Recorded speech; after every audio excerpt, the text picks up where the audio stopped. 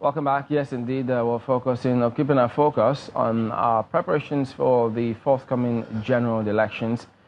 We've seen some of the recent developments, the last one being the Rivers election and part of what we'll consider. But this morning, we've got on my far right, Dr. J. Samuel, who is the former national chairman of Alliance for New Nigeria, that's the ANN.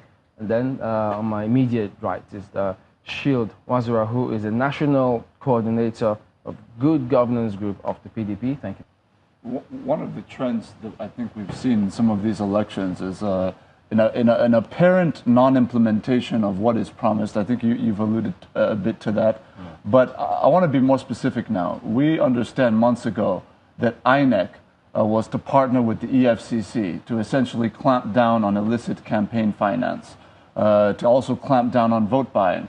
Obviously, in Ekiti State, that didn't hold up, and obviously that has brought into question whether or not INEC is going to live up to everything that it's saying that it will do. Mr. Shield, what are your thoughts about that, and what do you think INEC should do to kind of clamp down on some of these things? The truth of the matter is, vote buying has come to stay unless there's a drastic action against it. I witnessed the Anambra election firsthand.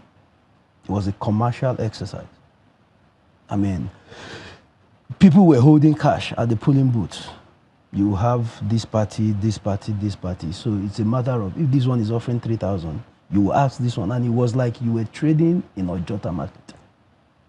I witnessed that one firsthand. And policemen were there. So if INEC is saying, report to us, we will report to police. Which other police? Do we have to police structures in the country? They were buying votes at each polling booth in Anambra. The same thing happened in Ekiti. So I would not want to, I don't know if INEC has the powers to stop people at the polling booth without harms. I don't think they have such powers. What I think the problem is, go ahead. I'm trying to understand that. Stop people without arms. At the polling booth, if you're not harmed and people are buying votes, you can't stop them. In fact, the sad part was in Anambra, there was a polling booth I visited, and I had to call some of the observers.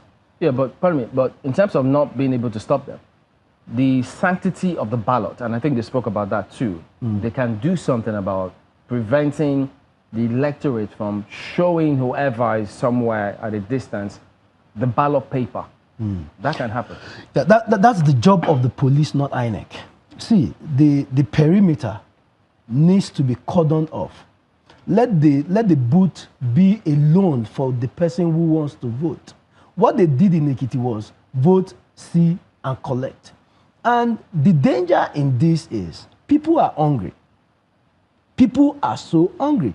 Do you know in Anambra, Abubakar Shekau, or whatever his name is, the leader of Boko Haram, if he was on the ballot and he had money, he could have become the governor of that state. That's the danger of what we are not looking at this. Nobody cared who was on which party, who was a candidate of any party. People were so hungry. There was a community I went to. For 7 hours, people were kept in a hall to be given 500 naira. Nigerians are hungry. Now, how do we stop this? It is the job of the police. We need a police that is not political. Because when they do this, I have videos of people exchanging money and security men sitting down nonchalantly. The police, and that's where it comes to the leadership of the security agencies in Nigeria. The way things are today, believe me sincerely, if we go into 2019 like this, the election will be compromised. We need a police force that will make it abundantly clear that if you're seen around the polling booth with money, paying people to vote, you will be prosecuted. It is worth noting the cases of vote buying we did hear about, particularly in relation to the Ekiti election, were said to have been taking place, meters away from the polling unit. That indeed it was a distance away from where INEC officials were, but in some cases, like you said, was in the immediate environment of police officials. In fact, one policeman told me, he said, "You politicians, after when I go stay in a police corrupt." That was a strong word that oh, you people will now say we are the ones collecting Roger. That's still how people are buying vote. Now we know there's a problem. It started from Ondo.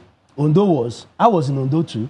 They were sharing groundnut oil, Maggi, and something. They put it in a sachet. Then it moved into Anambra. Now we saw Ekiti. People were being paid 10,000 naira to vote. A family that has not eaten doesn't care who becomes governor. A family that went to bed hungry will come to the polling booth the next day, collect the 10,000 naira and vote for anybody. And that messes up the sanctity, like he said, of the electoral process. In fact, the hunger in the land has taken away the only power the Nigerian voter has, which is the sanctity of the voter's card. People we are not that educated as a nation to say, no matter how much you bring, if I know your precedence as a criminal or as a fraudster or something, I wouldn't vote for you. Nobody, I said I witnessed it firsthand. Nobody cares who is on the ballot. Mr. Shield, let me ask you, when we talk about this issue, obviously it's getting much more attention now after the Ekiti election than it previously has. Can you give us a sense of whether you think this is something that is essentially a current trend that is playing out, or something that realistically goes back to the inception of the Fourth Republic when you talk about the breakdown of education and some of these other factors that feed into it? Potentially, we can say, well, let's just say the nation as it is, voter education is low. Civic education is low. Look at what happened in Castina. In the president's state, people were seen on video paying to get votes. Now, if you ask if it's something that just started, Nigeria has just been adjudged as the world's capital for extreme poverty. It has never happened. Ever. Not since 1960, not since 1914. So we have a current disaster. We have a problem on our hands. There is too much hunger. It's easy for me to come here and say, okay, the ideal thing is this. I'm talking about the reality on ground.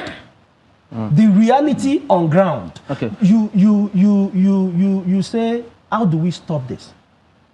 This current leadership of the Nigerian police lacks the willpower to do it. And until we get a police, something happened in Rivers last week Saturday. I was in Rivers last week Saturday. Something happened. After the election, and it was cancelled, the rec in Akwa Ibom, who was there in Rivers, Mike Igini, came out publicly and told the world what happened. That is what we need. Men who will see the Nigerian state away from politicians. Nigeria is not APC, it is not PDP, it is not ABGA. There's a Nigerian state that needs to be protected. It's not sorry, please. Due apologies. It is not any political party. Any party in power is only given a mandate for a particular period of time. APC is in power today for 4 years. We should have a police force that will look the politicians in the face. So that then suggests, your example about Mike Igini, there's light at the end of the tunnel. So how many Mike Iginis do we have in INEC? We'll come to that.